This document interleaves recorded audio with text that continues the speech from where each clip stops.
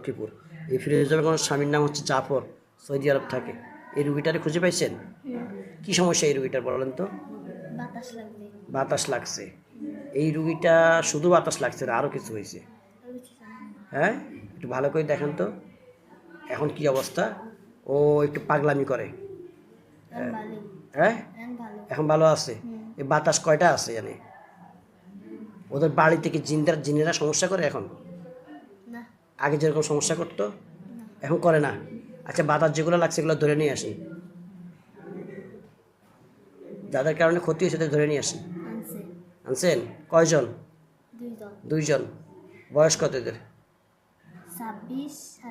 27। কি নাম তোমাদের? নাম কি? নাম বলো। মাইক দিতে হবে? নাম বলো। হযরত সম্মানিত আল্লাহ রুহানি মাখলুক, এদের একটা মাইক দেন। মাইক দেন, এরা স্বীকার করে। নাম বলো। আচ্ছা, নাম মনে থাকে না, ঠিক আছে। এদেরকে তোমাদেরকে কেউ লাগাই দিছে না তোমরা নিজেরা নিজে আসছো? লাগাই দিছে। কে লাগাইছে বলো তো?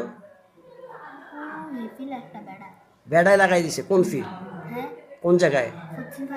পশ্চিম পাড়া। ওই ওখানকার ওই গ্রামের বেড়ার লয় কি সমস্যা? বেড়ার কি সমস্যা? বেড়া লাগায় কেন?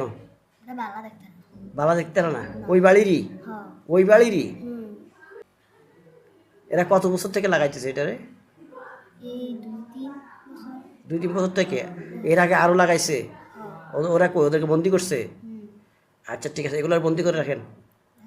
বন্দি করে ওই মহিলার ওই বাড়ি সহ একটু ভালো করে নিরাপত্তার জন্য একটা বন্ধ করে দেন, পুরো বাড়ি বন্ধ করে দেন। আর এই মহিলার সাথে যাতে কেউ আসতে না পারে বন্ধ করে দেন।